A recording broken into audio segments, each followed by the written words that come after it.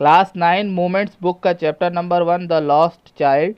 इसमें हम लोग इस स्टोरी को कंटिन्यू करेंगे। इसके पहले वाले वीडियो में मैंने यहाँ तक एंटरिंग तक बता दिया था, जिसमें ये बताया गया कि एक बच्चा जो है मेले की तरफ जा रहा है अपने माता पिता के साथ, और उसका ध्यान अलग अलग जगहों पर लग रहा है, और कुछ कुछ समय पे वो अपनी पिछली चीज़ जिससे वो आकर्षित हो रहा था वो उसे भूल जा रहा है। ठीक है, जैसा कि नॉर्मली बच्चों में होता है। तो फाइनली वो बच्चा और उसके पेरेंट्स मेले में एंटर कर चुके हैं। उसके बाद से हम लोग पढ़ेंगे a sweetmeat seller hawked gulab jamun, rasgulla, barfi, jalebi at the corner of the entrance and a crowd pressed round his counter at the foot of an architecture of many coloured sweets. यहाँ बताया जा रहा है कि जब जैसे ही वो लोग एंटर करते हैं तो एक मिठाई बेचने वाला वो हॉक यानी चिल्ला रहा है, बोल रहा है गुलाब जामुन, रसगुल्ला, बर्फ़ी, जलेबी, और इस तरह से कह के कस्टमर्स को अपनी ओर खींच रहा है। और ये दुकान कहाँ पर है? Eight the corner of the entrance, प्रवेश द्वार के एक कोने में है। एंड अ क्राउड, और एक भीड़ जो है उसके काउंटर पर जमा है। कहाँ पर जमा है? Foot of an architecture of many coloured sweets, यानी कई रंगों की जो मिठाइयाँ हैं उस काउंटर के पास लोग खड़े हैं। और वहाँ पर कैसी मिठाइयाँ रखी हुई हैं? Decorated with leaves of silver and gold, यानी वो मिठाइयाँ गोल्ड और सिल्वर के परत से यानी जो लेयर चढ़ी होती है मिठाइयों पर वो चढ़े हुए हैं।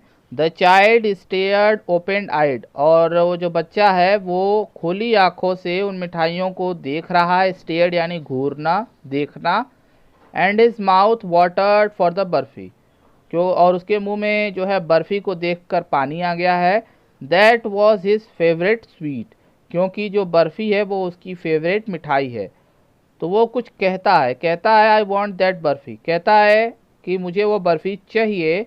ही स्लोली मरमर्ड, मरमर्ड का मतलब होता है बुदबुदाना, यानी वो बहुत धीरे से बोला, और इतना धीरे कि उसके पेरेंट्स को सुनाई नहीं दिया।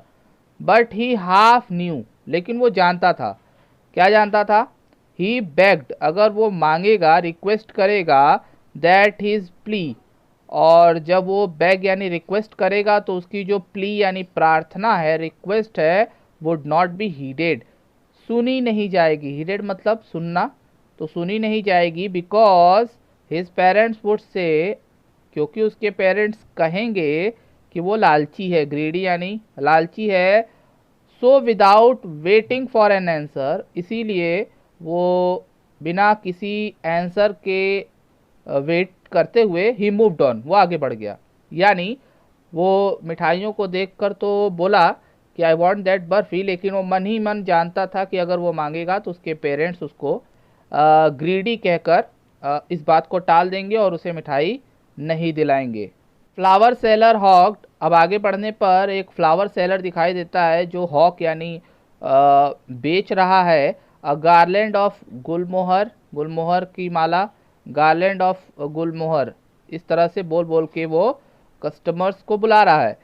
द चाइल्ड सीम्ड इररेसिस्टिबली ड्रॉन, अब यहाँ बताया जा रहा है कि वो बच्चा जो है, इररेसिस्टिबली का मतलब होता है बिना रुके, और ड्रॉन मतलब खींचा चला गया उसकी दुकान पर। He went towards the basket, उस टोकरी के पास गया।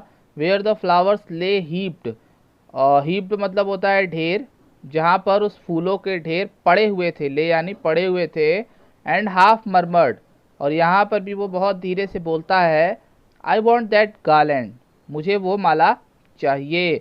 बट ही वेल न्यू, लेकिन वो अच्छे से जानता है कि हिज पेरेंट्स वुड रिफ्यूज़, कि उसके माता पिता उसे मना कर देंगे। टू बाई हिम, ये खरीदने के लिए, दोज फ्लावर्स, उन फूलों को। बिकॉज दे वुड से, वो क्या कहेंगे? दैट दे वर चीप, कि ये सब बहुत बेकार है, घटिया है। So without waiting for an answer he moved on, यहाँ पर भी जब उसका मन हुआ माला लेने का तो वो बोलता तो ज़रूर है धीरे धीरे, लेकिन वो मन ही मन जानता है कि उसे उसके पेरेंट्स दिलवाने वाले नहीं हैं। और इस बार इनका बहाना क्या होगा कि ये बहुत चीप है, बेकार है, घटिया है। The man stood holding a pole.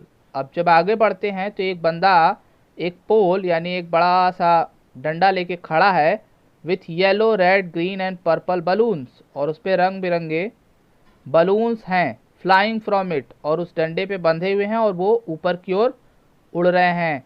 The child was simply carried away यानी बह जाना। तो वो जो बच्चा है वो सिंपली क्या हो गया, by the rainbow glory of their silken colour, रेशमी रंगों के उस इंद्रधनुष यानी रंग बिरंगे बलून की ओर खींचा चला गया।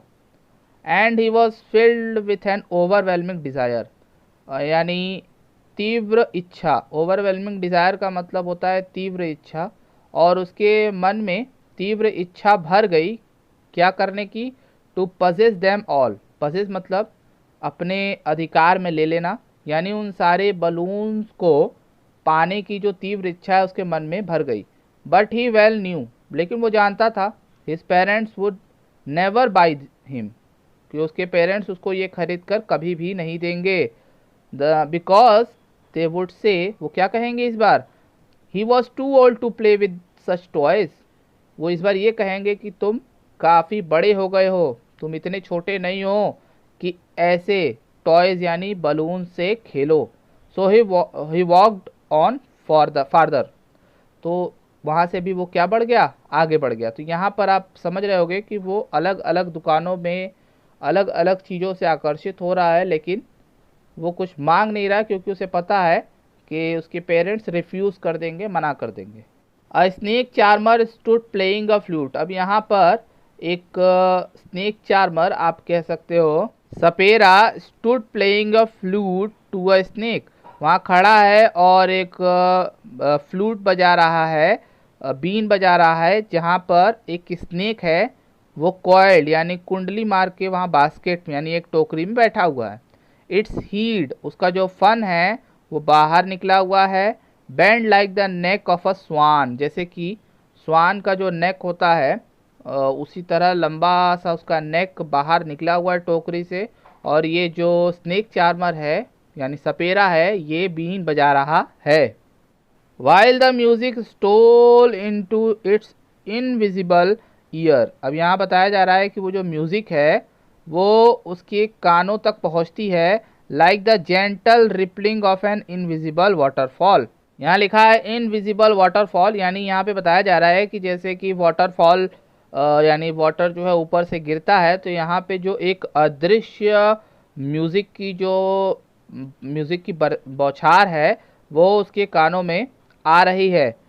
रिपलिंग यानी ये आवाज़ होती है वाटर के गिरने की, तो यहाँ पर म्यूज़िक के उसके कानों में गिरने की एक आवाज़ को यहाँ पर बताया जा रहा है कि वो इनविजिबल है। The child went towards the snake charmer, और जब वो म्यूज़िक को सुनकर इतना आकर्षित होता है तो वो उस सपेरे के पास जाता है। बट नोइंग हिज पेरेंट्स, और वो अपने माता पिता को जानता है, हैड फॉरबिडन यानी मना करना, to hear such coarse music. Coarse music का मतलब यहाँ पर है बेसुरा संगीत। तो उसे पता है कि उसके पेरेंट्स उसे फॉरबिडन यानी मना करेंगे ऐसे बेसुरे संगीत को सुनने से।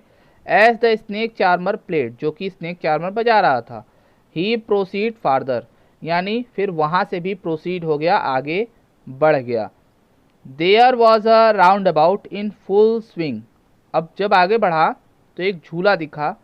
Man women children carried away in a whirling motion. Whirling motion मतलब जो राउंड राउंड घूमता है, तो वहाँ पर सभी लोग उस मोशन को एंजॉय करने, उस राउंड अबाउट यानी झूले को एंजॉय करने जा रहे हैं।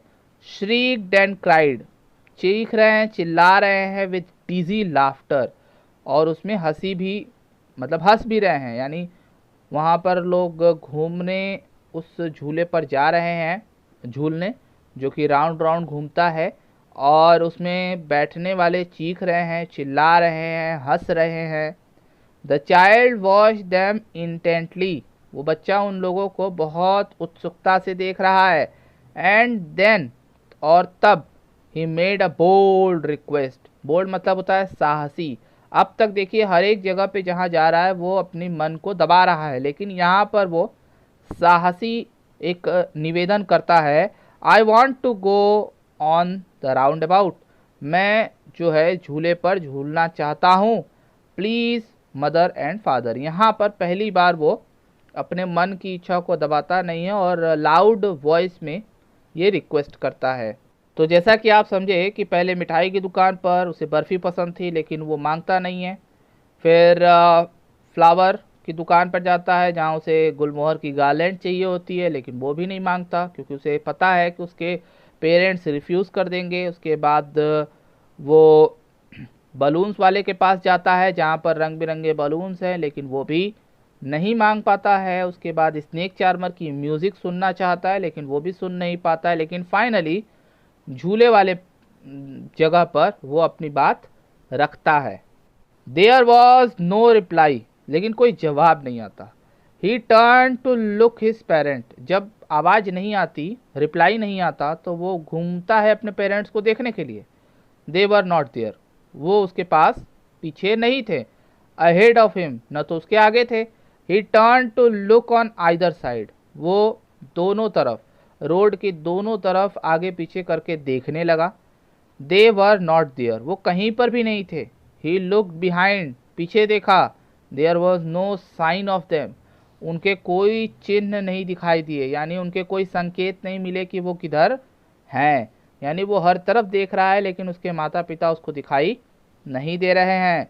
अ फुल डीप क्राई रोज, अब क्या होता है कि जब बच्चे के पेरेंट्स गायब हो जाते हैं तो जिस तरह का रिएक्शन आता है वो यहीं पर है कि एक गहरी क्राई यानी चिल्लाना, रोना, rose within his dry throat, उसके सूखे हुए गले से एक चिल्लाहट की आवाज़ निकली।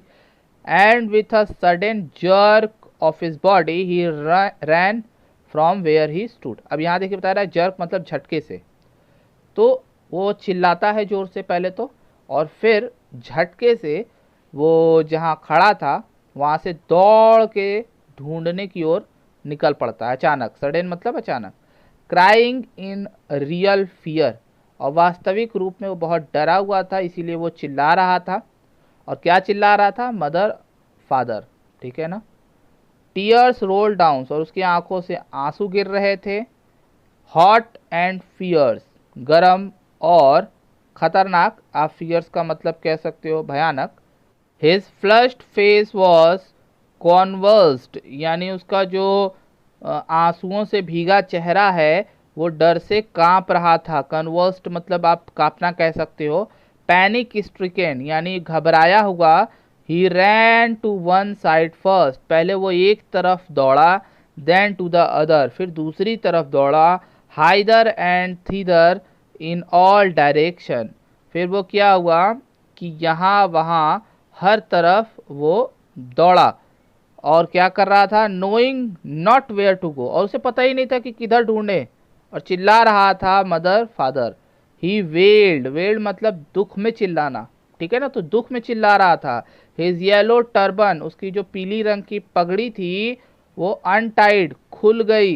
And his clothes became muddy, और उसके कपड़े बिल्कुल गंदे हो गए। यहाँ बताया जा रहा है कि वो जो बच्चा है वो मदर फादर कहते हुए हर दिशा में उनको ढूंढ रहा था, चिल्ला रहा था। उसकी आंखों से आंसू गिर रहे थे, उस आंसुओं से उसका चेहरा भीग गया था और चेहरा बिल्कुल कांप रहा था।